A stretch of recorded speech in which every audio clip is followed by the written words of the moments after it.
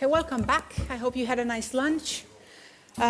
In this keynote session this afternoon, we will look at Europe's climate responsibilities beyond its geographical boundaries. So how do we rid ourselves of fossil fuel dependence, and how to globally prepare for the impacts of climate change?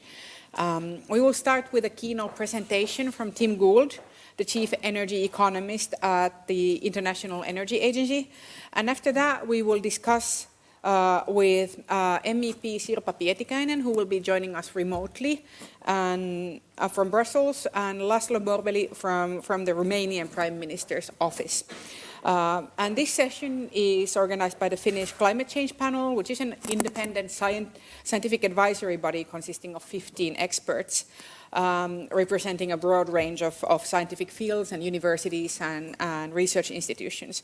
Again, our hashtags for social media are EEAC 30 and Critical Decade, and you can also tag the Climate Change Panel's handle, which is Ilmastopaneeli 1.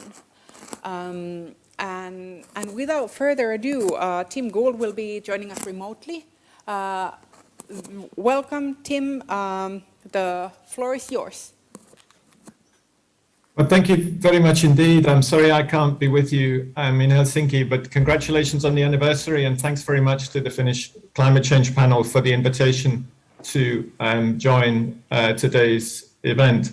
I'm going to share my screen and talk you through some thoughts on the topic, which I think is an incredibly strategic one, because of course what happens with global emissions depends in part on what happens in the European Union, and I think European leadership here is extraordinarily important.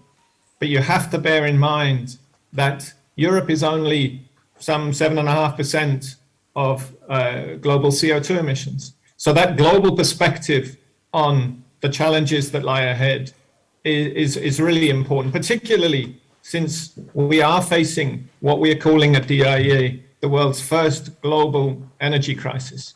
And the impacts of that will be felt for years to come. That's naturally enough a huge test for Europe, and you could see that also in President van der Leyen's address to the European Parliament this morning. This promises to be a tough winter, a real test of European unity and solidarity. And I think we could expect that Russia would be looking for opportunities to put pressure on European decision makers and pressure on European consumers. And as Finland knows very well, an instrument for that is natural gas. For many months now, we've been urging quick action measures to reduce Europe's reliance on natural gas. Within a week of Russia's invasion of Ukraine, we published a 10-point plan of measures to reduce reliance on Russian natural gas. And I commend the measures that Finland has taken with the diversification. But let's also have in mind, it's a global crisis. Climate crisis is a global crisis. This is affecting all countries. So at the IEA, we are particularly concerned about the destabilizing effects of high energy prices in the many parts of the developing world where people can least afford it. And it's not only an energy crisis. I mean, we are very aware of the overlapping food security issues and increasingly visible impacts of climate change. So let's have in mind also that in our view, over the last year and a half, some 100 million people worldwide have lost the ability to pay for essential electricity services, and around 250 million people have lost the capacity to cook with clean cooking fuels, so they fall back into reliance on firewood and other unsustainable uses of solid biomass then for cooking.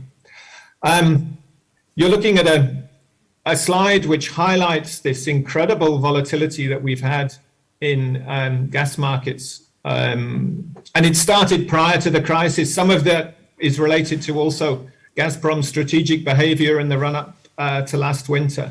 But we have been facing incredibly high prices for gas.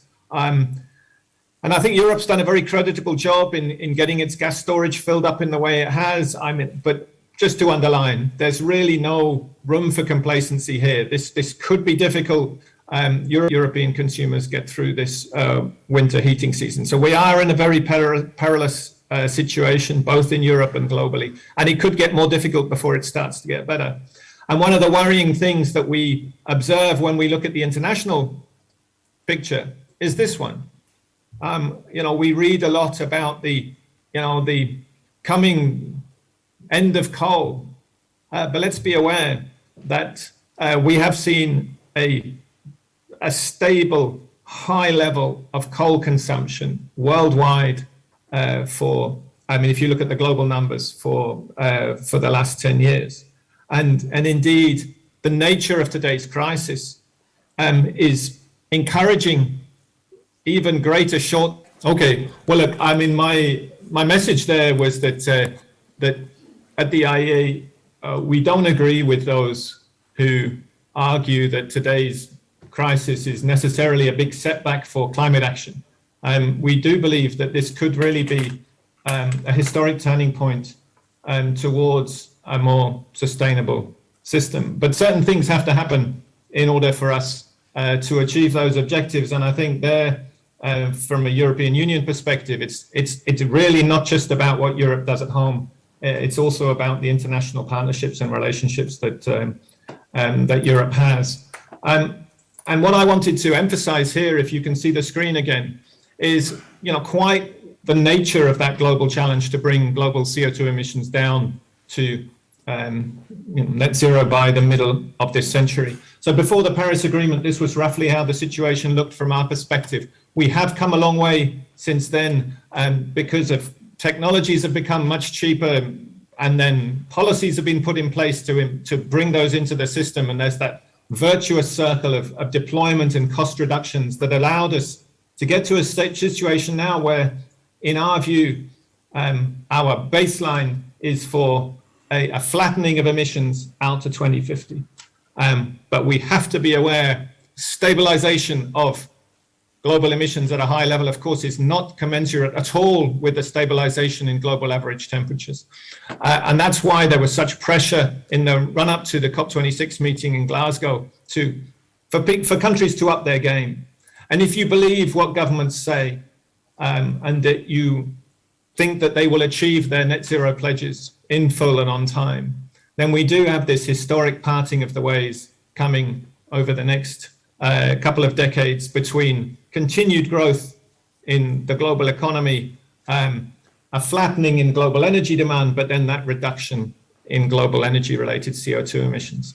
But those pledges, encouraging though they are still not enough to get us to what would be required for a net zero by 2050 and a stabilization of global average temperatures at around 1.5 degrees above pre-industrial levels. And in order to illustrate the nature of the challenge to get there, I didn't want to talk about energy or emissions necessarily, but I wanted to look where the money's going. So where are companies and governments to some degree choosing to put their money? And we track a lot of that. I mean, obviously consumers have a big role here, their choice of EVs and retrofits and heat pumps and so on. And we try and encompass all of that in our view on global energy investment.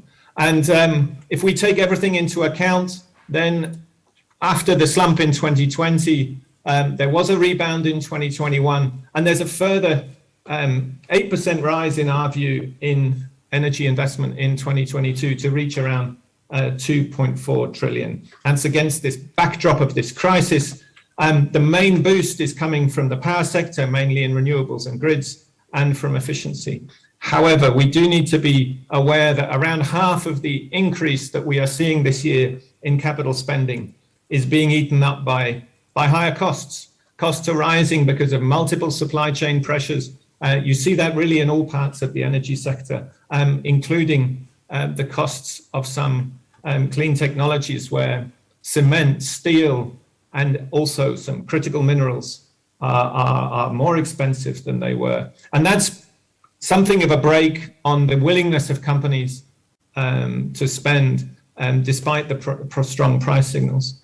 But if we just look at in a sense, the clean portion of this, then, and you can see the components of that on the right side of the screen, we are encouraged by the fact that finally we're spending more on energy transitions than we were. Because back in 2019, 2020, we were in a situation where for 5 years after the conclusion of the Paris Agreement, we really hadn't seen that uptick in clean energy investment that we needed. Now, each dollar goes further, or each euro goes further as costs come down, but we also need to see a very big expansion in the volume of spending in order to get us on track for Paris. And the encouraging signs are in electric vehicle markets, where you've really seen an extraordinary growth in recent years, and that's true in China. But the sales numbers in Europe are very encouraging as well for electric mobility. In the case of the power sector, renewables, grids, and storage, they now account for more than 80% of total power sector investment. And there's signs of life also in some of the smaller categories that we track, notably batteries, low emissions hydrogen is getting a boost, not just from climate concerns, but also from the energy security concerns and the need to diversify away from Russia in the first instance, but also from natural gas in general. But one key caveat to this generally upbeat messages is the fact that there are major regional variations in clean energy investment trends. And I think this is key to our discussion today about the risk of new dividing lines emerging in energy and climate. Thank you very much. And I cut a couple of slides from the presentation and wanted to just illustrate a few key points that I think are really important for this discussion. And I'm not sure if you picked up from this slide, but what we're very worried about is the risk of new dividing lines on energy and climate, because all of the increase that has come in clean energy investment since the conclusion of the Paris Agreement has come from advanced economies. So thanks. There's a lot of hopes within Europe and elsewhere about the rise of sustainable finance. What you're looking at on the screen is the sustainable debt issuance, which has really mushroomed in recent years, although is likely, in our view, to pull back somewhat in 2022. But again, we have a mismatch. The vast majority of that sustainable finance is concentrated in advanced economies. There needs to be much more done to build bridges between that sustainable finance movement and the needs of emerging and developing economies. One other thing that we are looking at very closely in our consideration of the transformation of the energy sector is investment in critical minerals. Because in our view, this is sometimes been underappreciated as an issue, and it's an area which we're now looking at very closely. And the reason why it's important is because a surge in input prices over the last year has been a really major factor in pushing up the costs of some clean energy technologies. And those market tensions have been exacerbated to a degree by Russia's increasing isolation. So Russia's a leading producer of battery-grade nickel, of cobalt, palladium, aluminium, and so on.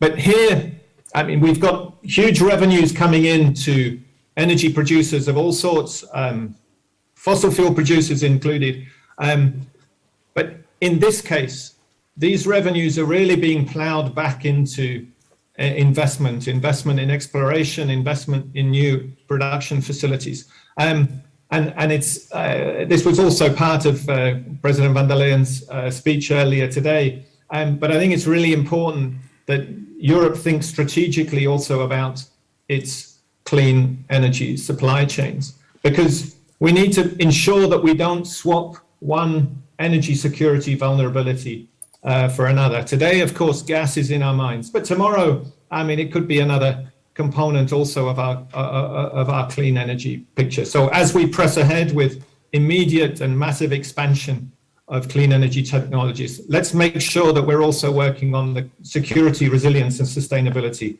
of these new supply chains, and really emphasizing the importance there of diversity.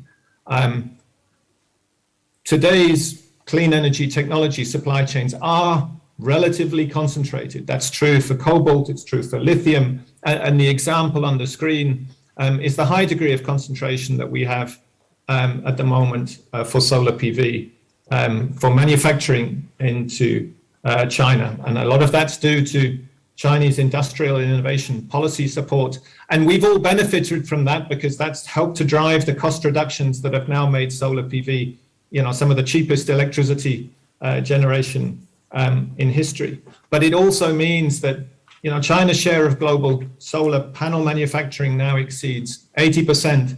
And for some key elements of the process, including polysilicon and wafers, that could rise to more than 95% in the coming years. So we really need to have a strategic think about the implications of this degree of geographical concentration, and that we, as we remove historic dependencies, that we create resilient supply chains for the future. My final slide tries to link the spending on energy today with our future needs.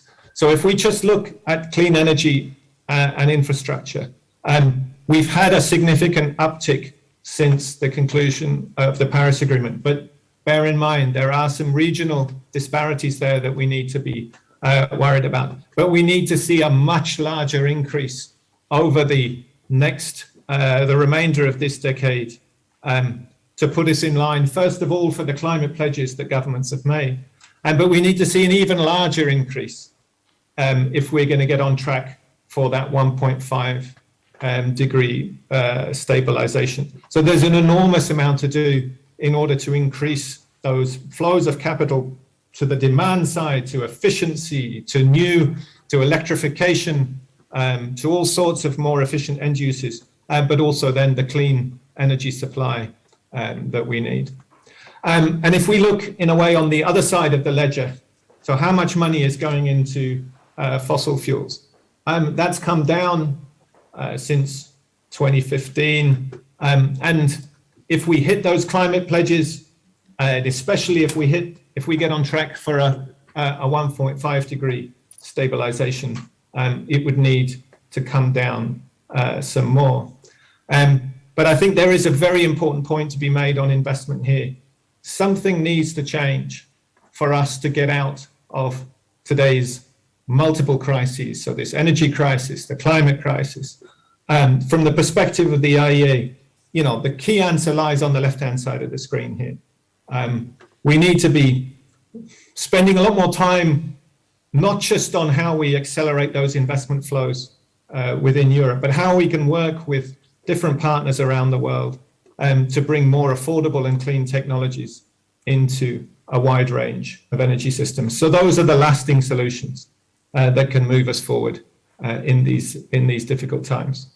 And I think that's where I would leave it. Also very glad to hear reactions from our very distinguished panel, and I look forward to the chance to contribute to the discussion.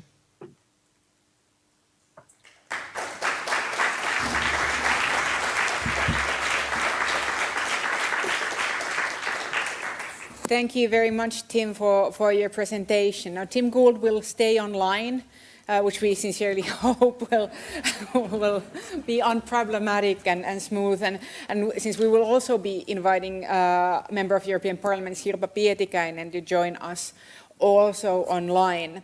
And then Mr. Laszlo Borbély will join me here on the stage. Welcome.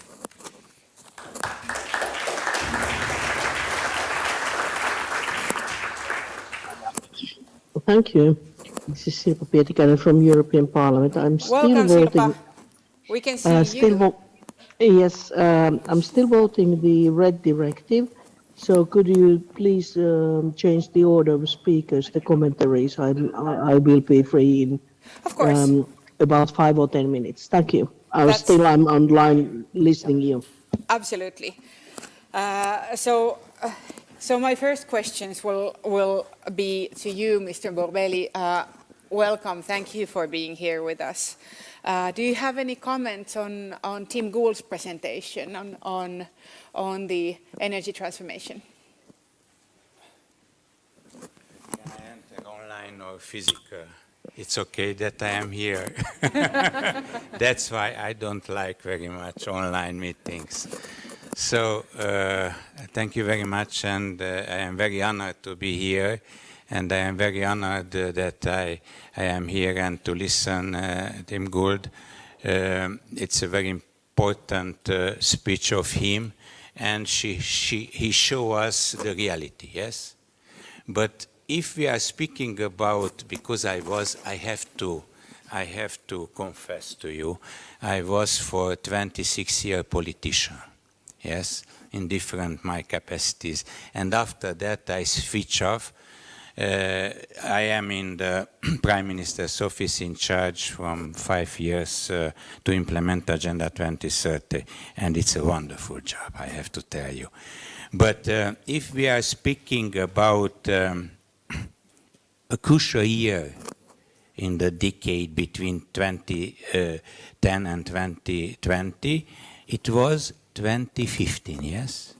With 4 very important summits for humanity, yes? It was like, you know, all the stars, with Sendai, with Addis Abeba, Agenda 2030, and the Paris Agreement.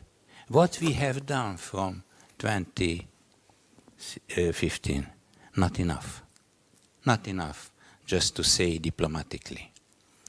And why? Because of the political willingness, in my opinion.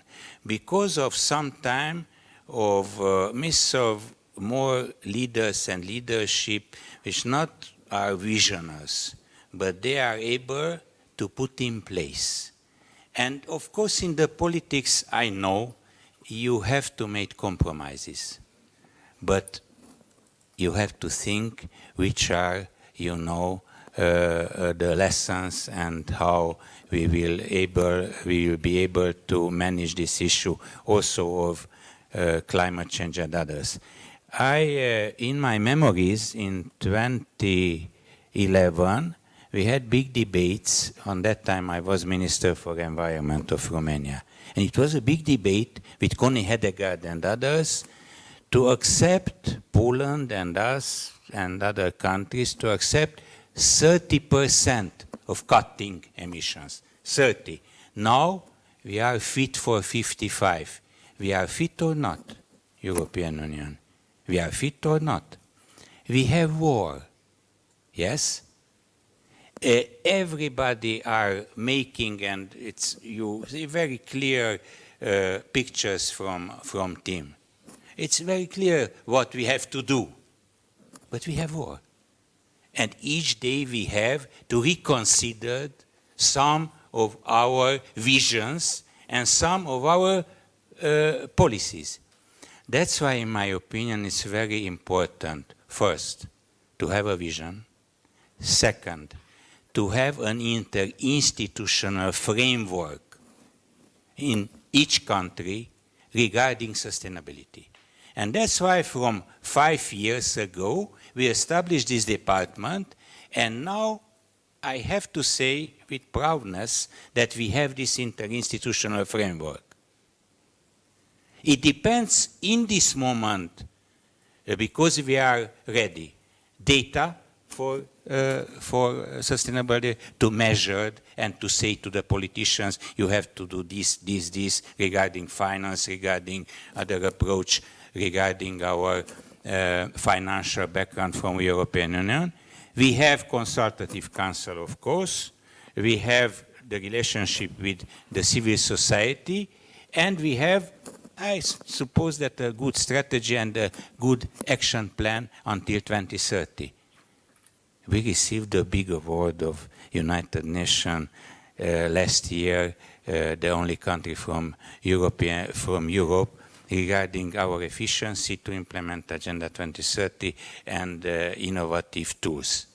But it's not enough. We need the politicians, we need those who will be able to join us. Regarding Romania, we have a reasonable mix of different energies, and we are not depending on others. But regarding fossil energy, yes, not just, we are very ambitious. We assume that we will close all the fossil, heat generators in 2032. Poland in 2042, and also Germany not in the 30s. So there are different interests, different approaches, and we have to put together, but we have to be solidarious. Without solidarity is not existing, in this moment, which is a tragedy, which is, for those who are looking around, and it's in each day we spoke about 20 people, 100 people, 200 people, 500 people, just on the headlines, on the I don't know how many, in the 5th or 6th place. It's horrible. Just one life, if we are losing, it's horrible. And we are looking to Syria, we are looking Afghanistan and others. So it's not just about us, about here in Europe, it's about global speaking. So I wanted just to make an overview on what we are doing and maybe to think about. And just one final comment. We had a Romanian researcher in the 70s, Nicolae Georgescu-Röngen. He left in United States, and he was the first and recognized by other researchers. He speaks about bioeconomy in 72. He speaks about planified recession. We have to assume the planified recession, because if we are looking about our natural resources, our limits, and our growth, okay, we assume for 2 years, and if we can explain to the population, of course, and to us, it's possible. He was a visionary in 72. So we have no invent, some new theories. We have very clear the research base and scientific base, and that's why it's very important, EEAC and also ESD, and I am vice president of this, to look and to put a mirror to politicians and to the leaders. Okay, I was also politicians, so that's why I am telling you. Thank you, and I think it's a very important point that the thinking on the transformation is not new, and there's a lot of understanding already from decades ago on transformations in society, on different needs for breaking away from fossil fuels, and also we have the technical solutions available, for example, to get rid of coal in the energy mix. So Tim Gould, I wanted to ask you, what do you think what we need to make the breakaway from coal to happen? If the barriers are not technological, then what are they?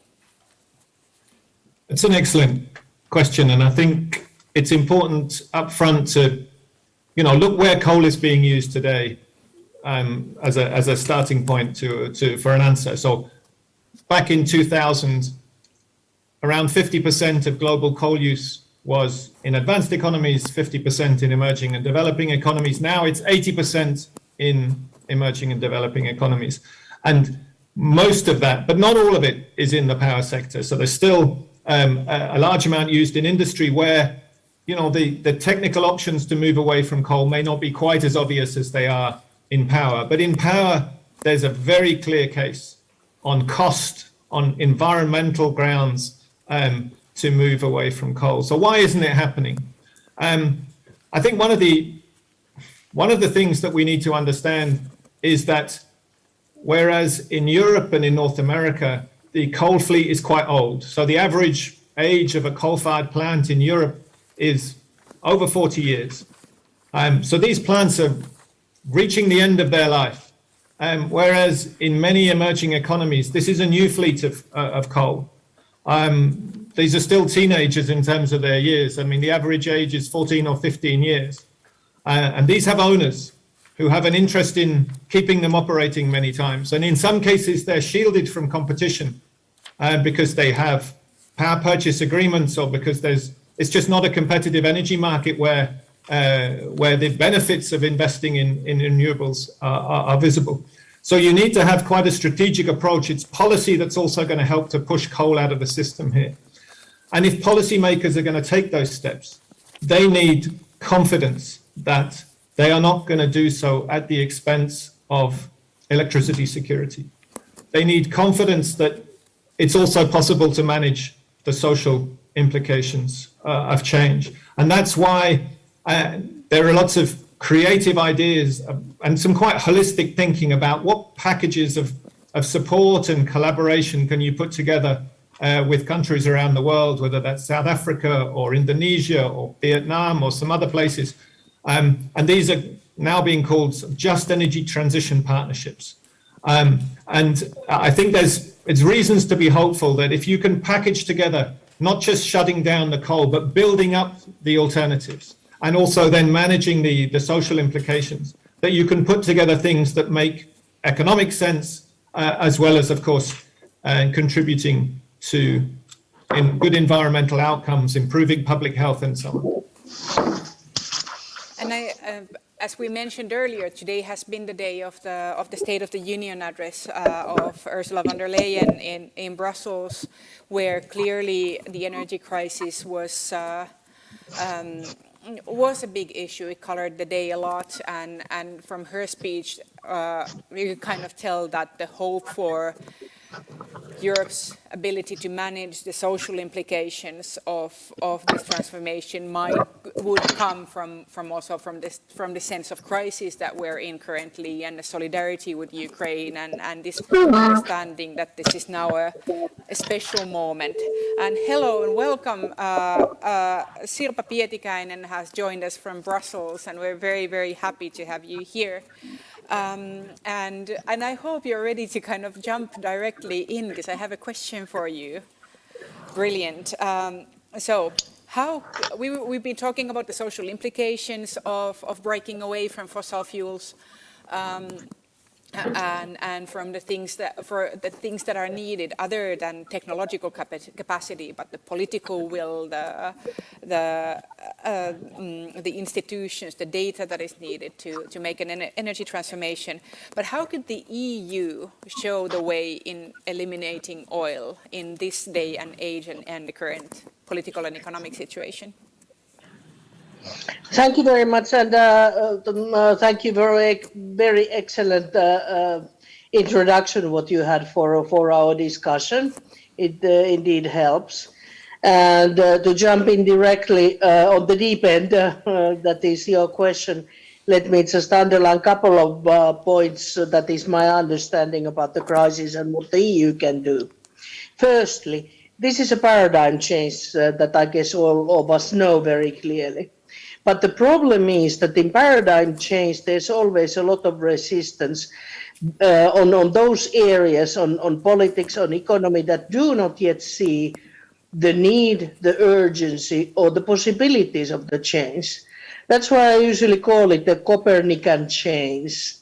Why did the church resisted Galileo Galilei and Copernicus and put them on arrest at home and sanctions by the church, just because they just invented that the planets circulate a bit differently on the sky than what was previously thought.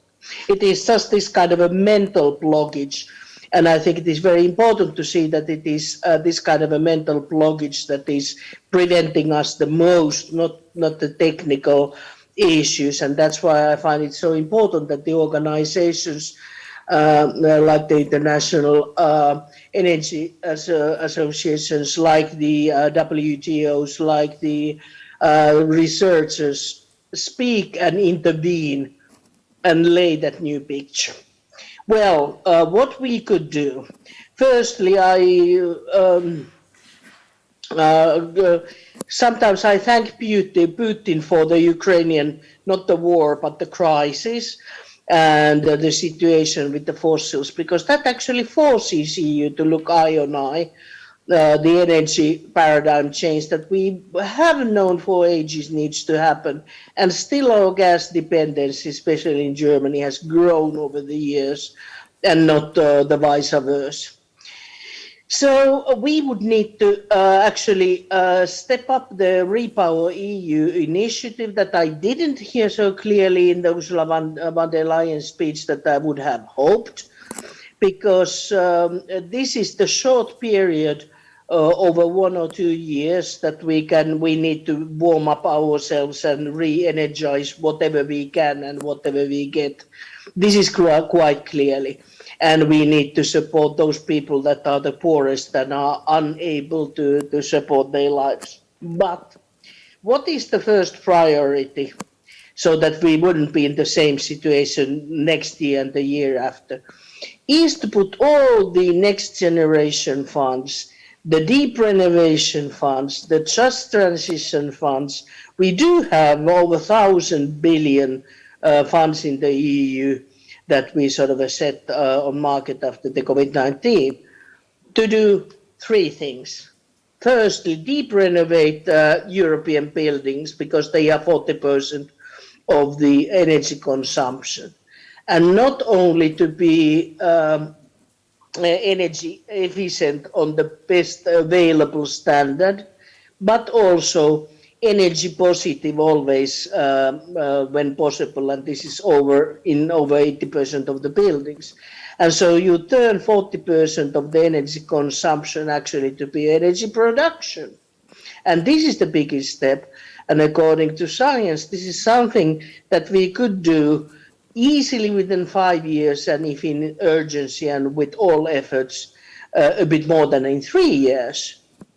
And then it is just the sort of the mental setting of the member states not to start doing this, but worrying only and concentrating how much gas we have for the next winter. Of course, we need to take care of that, but you would need to be able to chew and walk at the same time. And this is not what we are doing. We are just chewing and not walking. And that's my sort of fear that leads to situation that we are reliving the same crisis year after year, to have very sobering comments from our partners. Okay, then what we can do other ones. Well, we already heard about the green finance. I'm a great believer in sustainable finance, and let's see what the IFRS can do in this field, knowing that they are preparing their standards. Hopefully they get it better than the taxonomy is doing in the EU, because that gears the investment. And hopefully in the IFRS, and I know that on this by the Stability Board, and on other legislation on EU and globally, we are looking not only what is green, but what is significant harm. So we can have the double effect, the money running away from those companies and businesses. This is not always the oil company, for example, because that oil company can be strongly in transition. But if they are not doing anything else except going the business as usual, they are not only an environmental risk, they are serious financial stability and business risk, and that's why the value should be downgraded and the risk ratios upgraded, and this all has impact on lending costs and share value and so on. So this is the thing that I'm greatest in belief. Second, and that is a worldwide discussion, but on EU as well, erase the subsidies for fossil fuels, because that is total craziness.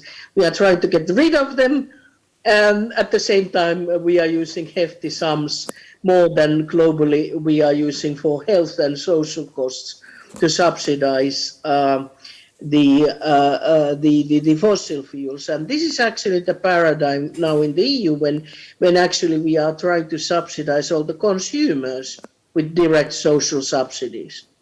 Where does it go? To the energy companies. And in the worst case, directly to the Russia and Putin and to fund the war, like it has been the case. So please put the money only on those families that are in acute situations and the rest for this investment on renewables and energy efficiency renovations. And longer run, you can get happy people earning from the energy solar panels on their houses instead of paying very expensive energy bills. So this seems to be a no-brainer as well. Well, very briefly, and this goes to social as well, but sort of speeding up the transition, it is the question how you can use the eco-design directive to expand the CO2 footprint also, and to qualify a bit like in the CBAM on the border mechanism to have certain maximum limits on CO2 emissions that are embedded in the goods, the minimum requirements on energy efficiency in the eco-design directive also.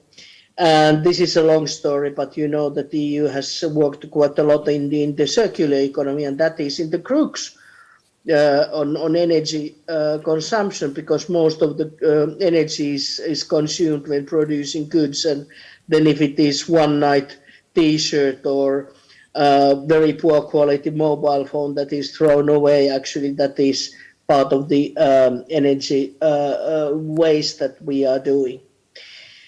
And then last but not least, it is the trade agreements that we should be much more aware and demanding on other environmental aspects as well, like the biodiversity and the circular economy, but certainly the climate change and the efforts of respective countries. Money we have for the development and development cooperation, but without these sort of supportive actions on legislation and international convention side, we can't get adequate results. Brilliant. Thank you very much, Ms. Pietikäinen. And I want to now sort of direct the next question to you, Mr. Borbeli, from the Romanian Prime Minister's office. We're talking about a paradigm change, and a paradigm change that clearly has, that creates interest conflicts and will always have to deal with opposition. But in the Balkan context, what political and other barriers do you identify in reducing fossil fuel dependence? You know, in this moment, in my opinion, we are linked to each other. So, of course, in Balkans, there are some countries who are members of European Union, some candidates countries, so the situation is different. But basically, we need to change a paradigm, because since 2008, yes, it was the recession, the economic recession, when on that time we talk about liberal economy without any intervention of the state. After that, we realized that the state has to intervene in some cases. Yes? Okay. Second, the pandemic. And we were very fragile, I have to say, against pandemic. It was incredible, a state like Italy and others who crashed in a couple of weeks. So, and third, the war. So we have to decide on European level, on global level. It's more difficult, but on European level, of course, the Balkan countries, they want to become members of European Union, and they will be near us. How the state will intervene, like as the maximization of the price of energy and others, but to intervene on the base of the citizens' rights and the citizens' behavior to have a better life.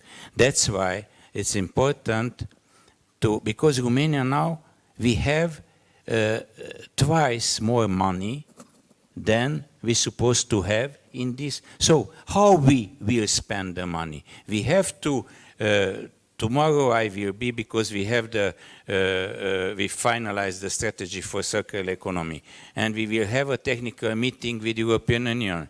Without approval of European Union, Romania cannot finalize the circular economy. It's good or not? It's good. But if it's good, let's be partners, yes? And of course, each country for the European Union has his own interest. You see some reactions from Hungary, from other countries, but we need, I am Hungarian from Romania, okay, but we need more solidarity. And let me give you a gift for me. It's a Rubik cube, excuse me. Rubik, a Hungarian guy, since 78, and this is the 17 SDGs. It's like our life. Now I make like this. Please, in 1 minute, please do it. So it's like in our life. Each piece, if we have no in his place, each piece will be more difficult, also for us, for our countries, and for Europe, and globally speaking. And you know that now that I'm going to start solving this, you're going to have to moderate this session. And I have also a sustainable tie. But again, let's move on. We still have to look at the global context, which, as you said, is not any easier than the EU context. Tim Gould, one quick question. What would be needed to get China and India to cut short the use of fossil fuels in their economic development?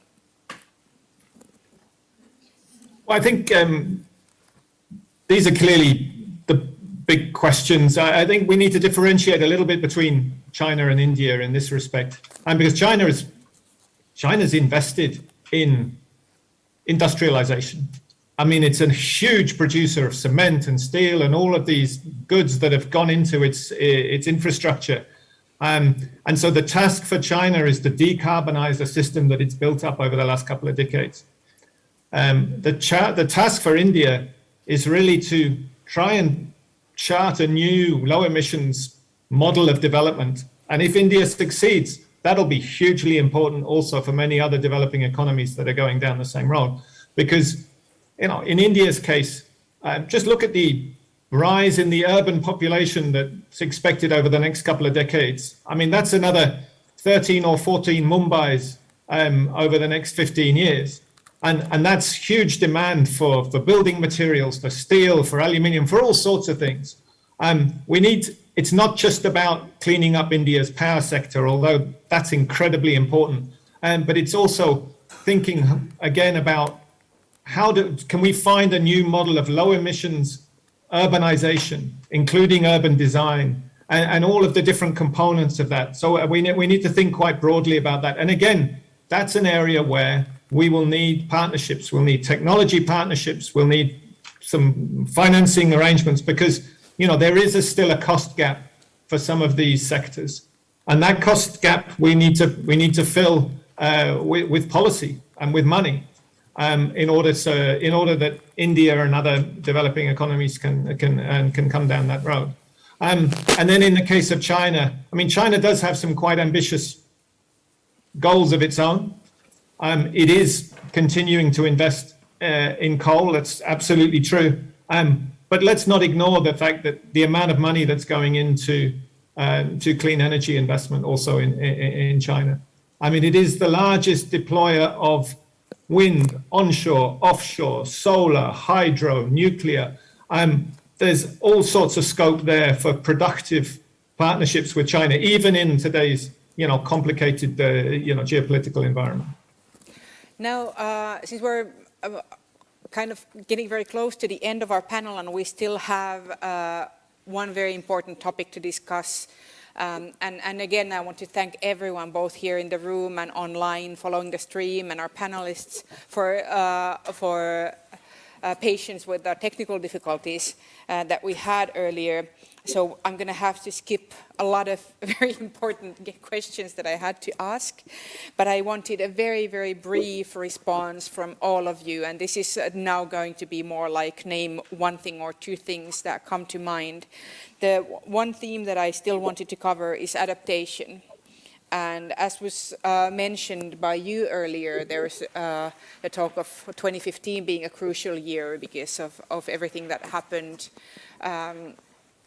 in that year. But in a different sense, this year has also been named as a crucial year. We're seeing floods, we're seeing drought. Romania has also experienced its share of the European drought. And there's talk about this making adaptation a different kind of a priority. There's been a focus on mitigation for a long time. Do you see after this year adaptation becoming a more concrete, more important priority, and what does that mean concretely in European politics? Do you want to go first, Mr. Borbeli? Thank you, very short. It's a crucial year. Of course, we don't know about the war, so we can adapt us, but we cannot adapt to not thinking about the war. But basically for Romania, it's a crucial year. Why?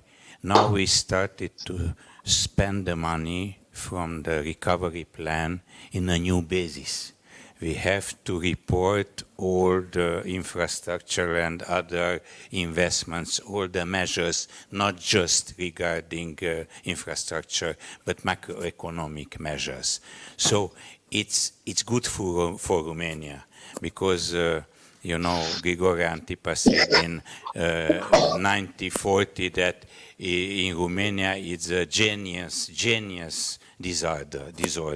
Yes, it's a genius disorder. So we have to put in order our issues. And that's why we have now the capacity regarding sustainable development to have data, to have expertise. We will have a center of excellence in Romania established. We have, for the first time in a European country, expert in sustainable development. We will have more than 2,000 experts trained until 2026. We started now. So we need to educate people. We need to have a very clear answer to the society. To the young people, of course, and we have I don't know how many initiatives in this field, and to change our behavior, and not to say somebody that you have to make like this to make shower 2 person or 3 person. Yes, there are some proposals, 2 person or 3 person, and demographically probably will be okay. So by ourselves, we have to make some decisions. Sirpa Pietikäinen, where do you see adaptation going from this year on? Well, sorry to conclude being so cynical and pessimistic. But on my opinion, then when you really get the political support and the actions on mitigation and adaptation, it's way too late. It is actually way too late now. And if you think that the economic costs of the climate change is at least tenfold could be higher than the COVID-19 costs in later 2030s, none of these actions are going to save us, our economies and our societies.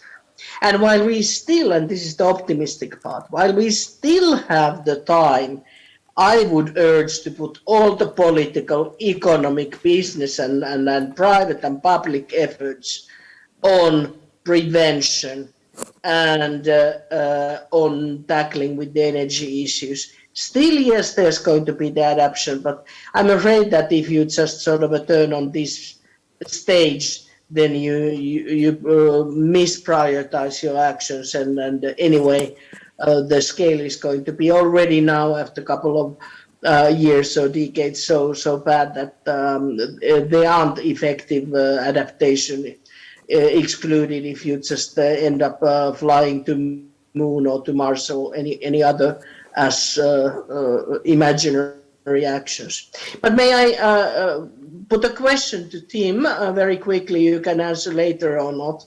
And this is the China's huge potential.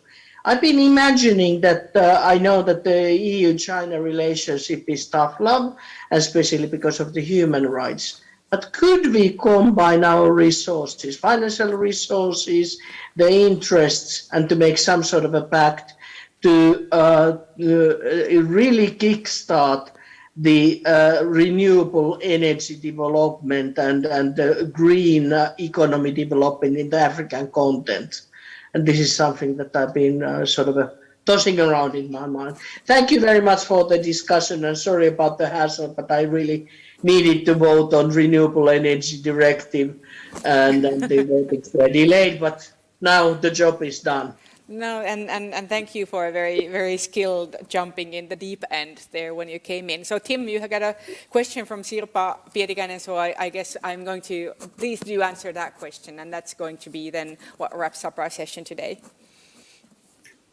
I think it's a great point. I think there is scope for such a sort of collaborative thinking on how EU, China, potentially others could come together to promote some of these changes. I mean, if you look at the evolution of the Belt and Road Initiative over the last few years, there has been a greening.